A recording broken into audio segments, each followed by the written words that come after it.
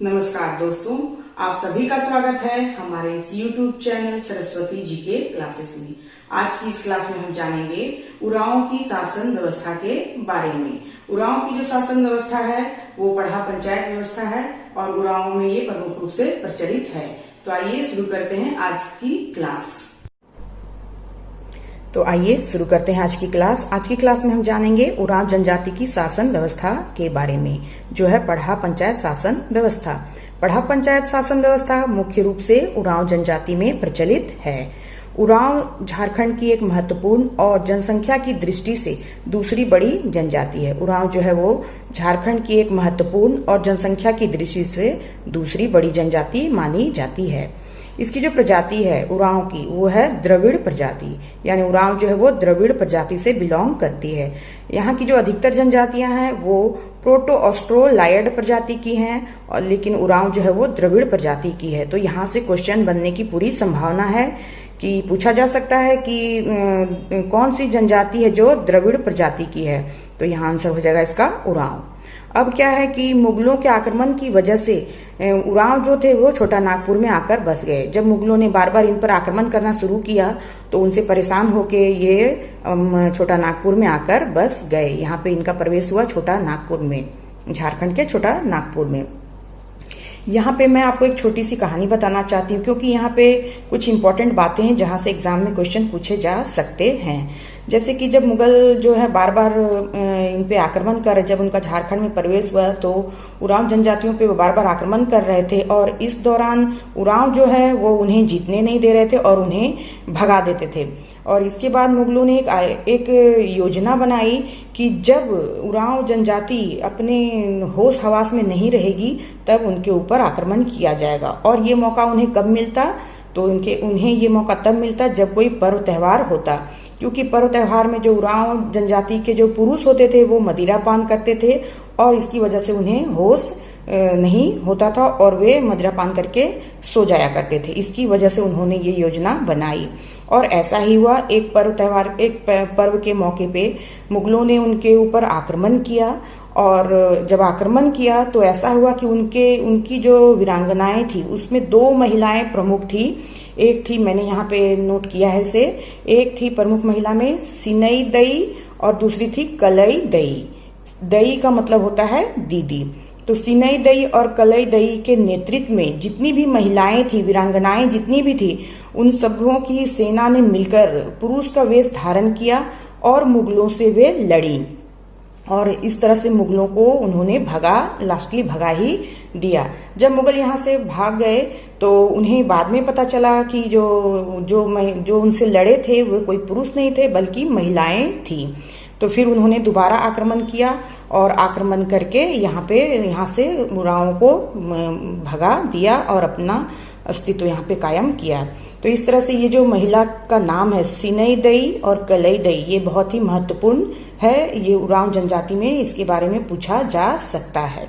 फिर यहाँ पे जिस समय इन्होंने पुरुष का वेश धारण करके और मुगल की सेना से ये लड़ी थी, तो उस समय से एक पर्व यहाँ पे मनाया जाने लगा जिसे कि जनी शिकार के नाम से जाना जाता है। उसमें अब ये पर्व जो है वो परंपरा बन गई है और हर 12 साल में ये जनी शिकार जो है मनाया जाता है, जिसमें औरतें जो है वो पुरुष वेश धारण करके और शिकार के लिए निकलती हैं और वहाँ पे नृत्य गान भी करती हैं। तो जो नृत्य किया जाता है उसे जनी शिकार नृत्य भी कहा जाता है या जनानी नृत्य कहा जाता है। तो ये यहाँ पे कुछ महत्वपूर्ण चीजें थी जो मैंने बताना जरूरी समझा। अब हम आते हैं अपने टॉपिक पे। अब है भुइंहर, कि जब उरांव आके झारखंड में बसने लगे तो इसके लिए फिर उन्होंने क्या किया कि यहाँ जब वे आए तो जंगल ही जंगल था। तो उन्होंने सबसे पहले क्या किया कि जो प्रारंभिक उरांव थे वे आए यहाँ पे और जंगलों को साफ किया और अपने कृषि के लिए उन्होंने खेत तैयार किए। तो भुइंहर कौन हुए? भुइंहर हुए प्रारंभिक उरांव। वे उरांव जो सबसे पहले यहाँ आए और जंगलों को साफ किया और खेती योग्य भूमि बनाई, इन्हें कहा गया भुइंहर। अब आता है भुइंहर जमीन।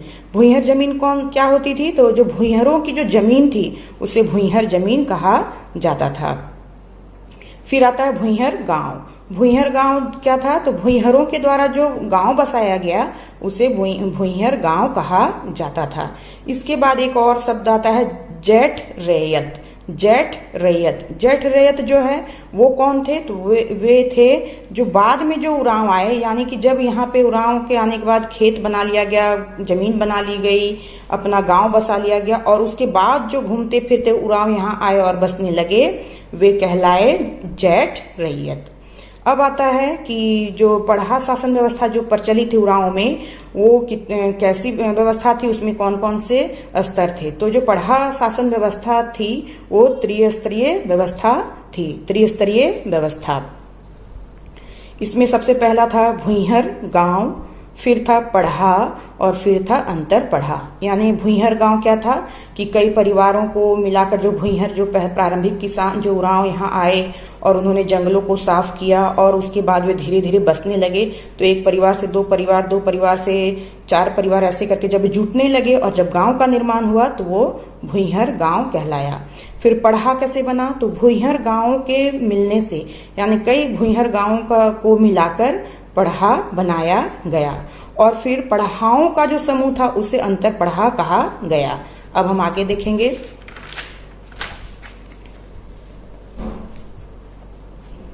अब हम सबसे पहले जानेंगे भुइहर गांव के बारे में, यानी जो तीन व्यवस्थाएं त्रिस्तरीय व्यवस्था थी उसमें सबसे पहली व्यवस्था के बारे में, भुइहर गांव। तो कई परिवार और खूंट को मिलाकर बनता था भुइहर गांव। इसमें जो प्रशासनिक प्रधान होता था वो महतो कहलाता था, धार्मिक प्रधान जो होता था वो पाहन कहलाता था, और जो उसके सहायक, इन दोनों के जो सहायक थे वो भंडारी कहलाते थे, और इनकी मुख्य भूमिका थी भुइहर गांव में। तो ये जो भुइहर गांव है, इसमें जब शुरुआत में जब यहाँ पे उरांव आके बसे, तो उस समय जो सबसे मेन जो व्यक्ति थे, जो कि प्रधान थे सबसे पहले, वो पाहन ही होते थे प्रारंभिक में। लेकिन जैसे जैसे भुइहरों उरांवों की संख्या यहाँ बढ़ती गई और परिवारों का निर्माण होता गया और वे बढ़ने लगे, जब एक परिवार से दो परिवार ऐसे करके जब बढ़ने लगे, तब फिर पद जो है वो बदल दिया गया, और पाहन जो है वो अब धार्मिक प्रधान ही हो गए। पहले ये धार्मिक और प्रशासनिक दोनों प्रधान होते थे पाहन, लेकिन जब व्यवस्था बदल गई, भुइहर गांव में परिवर्तन होने लगा, तब प्रशासनिक प्रधान बना दिया गया महतों को और धार्मिक प्रधान बना दिया गया पाहन को, और इनके सहायता के लिए एक और पद सृजित किया गया, वो था सहायक का, जो कि भंडारी कहलाता था। तो इनकी मुख्य भूमिका थी भुइहर गांव में। अब हम एक एक करके जानेंगे इन तीनों के बारे में। तो यहाँ पे आता है महतो। महतो क्या था? तो प्रशासनिक प्रधान। महतो कौन थे? तो ये प्रशासनिक प्रधान थे भुइहर गांव के। यह पद जो है वंशानुगत एवं ज्येष्ठता के सिद्धांत पर आधारित था। ये पद जो था महतो का, ये वंशानुगत पद होता था, यानी कि अगर एक महतो की डेथ हो जाती थी तो उसका बेटा ही जो है वो महतो के पद पर आसीन होता था। और ज्येष्ठता के सिद्धांत का मतलब है कि जो बड़ा होता था, जो सबसे बड़ा बेटा होता था, उसे ही ये पद जो है वो दिया जाता था। फिर काम के एवज में खेत, इन्हें जो है ये जो महतो का पद जो निभाते थे, उन्हें किसी तरह की सैलरी नहीं दी जाती थी, बल्कि उन्हें काम के बदले उनको जमीन या खेत दिया जाता था, और इस खेत को महतवई खेत कहा जाता था। इस खेत को क्या कहा जाता था? तो इसे महतवई खेत कहा जाता था, महतवई खेत। अब आता है पाहन। यहाँ मैं एक चीज और आपको बता देती हूँ, क्लियर कर देती हूँ। महतो, यहाँ से क्वेश्चन पूछा जाता है महतो खूंट। महतो खूंट क्या होता है? तो महतो जिस परिवार से बिलोंग करते हैं उसे, उस परिवार को या उस कुल को महतो खूंट कहा जाता है। यानी महतो खूंट क्या हुआ? जिस परिवार या कुल का महतो होता है उसे ही महतो खूंट कहा जाता है। अब हम आते हैं पाहन पे। पाहन जो है वो गांव का पुजारी होता था, जिसे कि धार्मिक प्रधान भी कहा जाता है। इनका जो कार्यकाल है वो 3 वर्ष का होता था, यानी इनका क्या होता था? कार्यकाल 3 वर्ष का होता था। इनका पद जो है वो वंशानुगत नहीं होता था, बल्कि बदलता रहता था। फिर क्या था कि एक पाहन के कार्यकाल की जब समाप्ति हो जाती थी, तो जब दूसरे पाहन को चुनना होता था, तो सरहुल के दिन नए पाहन को चुना जाता था। यानी 3 साल में जब पाहन का कार्यकाल समाप्त हो जाता था, तो जो दूसरा पाहन चुनना होता था, उसे सरहुल के दिन ही चुना जाता था। अब इनको जो काम के एवज में जो जमीन या खेत दी जाती थी उसे पहनाई खेत कहा जाता था। पहनाई खेत कहा जाता था। किसे दिया जाता था? पाहन को। महतो को दिया गया तो महतवई खेत, पाहन को दिया गया तो पहनाई खेत। अब हम जानेंगे भंडारी के बारे में। अच्छा, एक चीज और मैं यहाँ बता देना चाहती हूँ, पाहन खूट।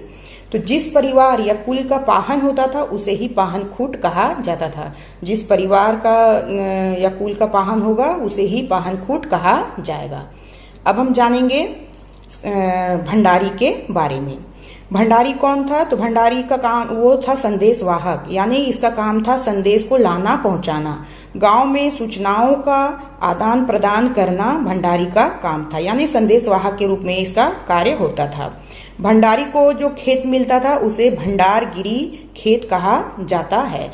भंडारी को जो खेत दिया जाता है उसे भंडारगिरी खेत कहा जाता है। अब हम आगे जानेंगे। अब आएंगे हम पढ़ा पे, पढ़ा पंचायत पे।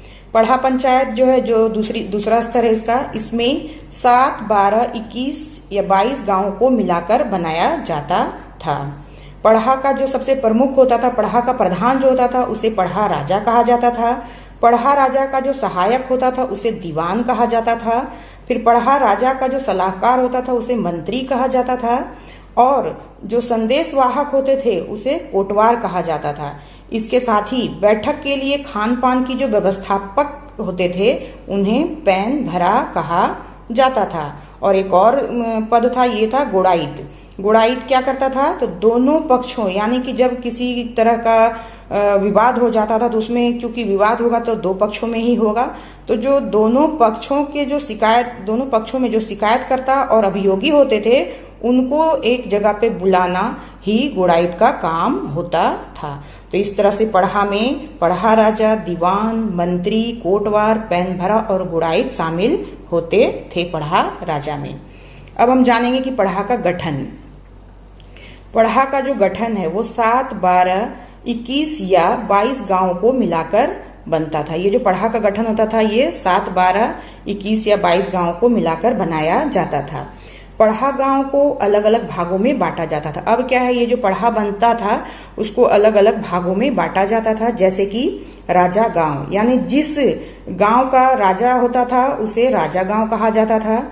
जिस गांव का दीवान चुना जाता था उसे दीवान गांव कहा जाता था।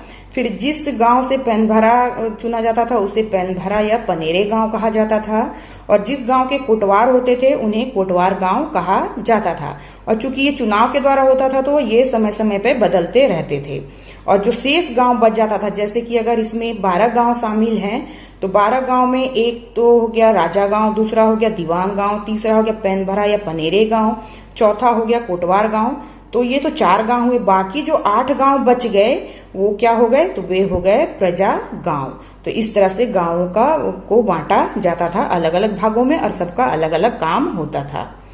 अब देखेंगे कि निर्णय कैसा होता था। तो निर्णय जो है वो कठोर जांच के बाद किया जाता था, यानी कि ऐसे ही नहीं कि तुरंत विवाद हुआ और तुरंत उसको सुलझा दिया गया, ऐसा नहीं होता था, बल्कि बहुत कठोरता से उसकी जांच की जाती थी। उसके लिए गवाह लाए जाते थे और गवाह जो गवाही ली जाती थी उसके लिए गवाहों को शपथ लेनी पड़ती थी और इस तरह से फिर निर्णय दिया जाता था। दंड किस तरह का था? तो दंड जो है वो जुर्माना के रूप में दिया जाता था या जाति बहिष्कार किया था। अगर बहुत संगीन अपराध होता था तो उसके लिए जाति बहिष्कार भी किया जाता था।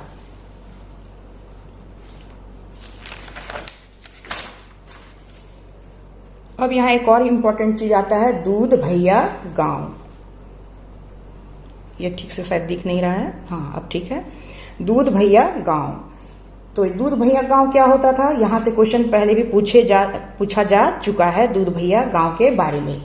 तो दूध भैया गांव क्या होता था? तो एक पढ़ा के गांव दूसरे पढ़ा के गांवों को दूध भैया गांव कहते थे। चूंकि पढ़ा जो है वो गांव का समूह होता था और इस तरह के कई पढ़े होते थे और जो अलग अलग पढ़े होते थे, जैसे कि अगर मान लीजिए कि एक पढ़ा है और ये दूसरा पढ़ा है, तो इस पढ़ा के जो गांव होते थे वो इस पढ़ा के गांव जो है, इस पढ़ा के गांव को दूध भैया गांव कहते थे, और इस पढ़ा के जो गांव होते थे वो इस पढ़ा के गांव को दूध भैया गांव कहते थे।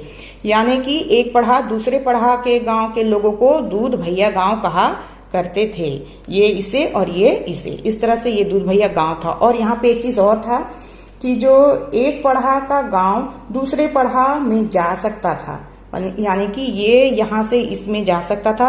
अगर इसकी मर्जी है कि इसे इस पढ़ा में नहीं रहना है, इसे इस पढ़ा में शामिल होना है, तो ये इस पढ़ा में जा सकता था। लेकिन इसमें कंडीशन क्या था कि उसे पढ़ा राजा से अनुमति लेनी होती थी। वो ऐसा तभी कर सकता था जब उसे पढ़ा की राजा की अनुमति मिल जाती थी।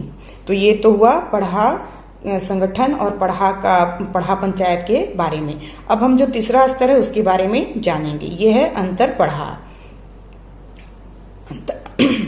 अंतर पढ़ा क्या है?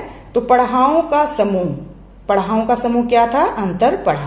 अंतर पढ़ा का प्रमुख जो होता था वो होता था पढ़ा दीवान। अंतर पढ़ा का जो प्रमुख हुआ वो कौन हो गया? वो हो गया पढ़ा दीवान। और पढ़ा जो है वो पंचायत शासन व्यवस्था का सबसे उच्चतम प्रमुख जो है वो पढ़ा दीवान होता था। यानी कि सबसे ऊपर आ गया अंतर पढ़ा जो पढ़ाओं का समूह था, और अंतर पढ़ा का जो प्रमुख होता था वो पढ़ा दीवान कहलाता था। फिर पढ़ा पंचायत शासन व्यवस्था जो है का उच्चतम प्रमुख यानी जो सबसे उच्च अधिकारी, पढ़ा पंचायत शासन व्यवस्था का जो सबसे उच्च अधिकारी होता था वो होता था पढ़ा दीवान। ये बहुत इंपॉर्टेंट चीज है। हम लोग ऐसा कभी कभी ऐसा कंफ्यूजन हो जाता है कि हमें समझ में आता है कि जो पढ़ा का राजा है वही उच्च अधिकारी होता था पढ़ा पंचायत शासन व्यवस्था में, लेकिन नहीं, इसका जो सबसे सुप्रीम पावर है वो होता था पढ़ा दीवान के पास। यानी पढ़ा दीवान जो है वो सबसे उच्च अधिकारी होता था, सुप्रीम पावर होता था। तो ये था पढ़ा पंचायत शासन व्यवस्था, जो कि उरांवों की शासन व्यवस्था है। आज के लिए बस इतना ही। नेक्स्ट वीडियो में हम फिर मिलेंगे नेक्स्ट टॉपिक के साथ। तब तक के लिए धन्यवाद। जय हिंद, वंदे मातरम।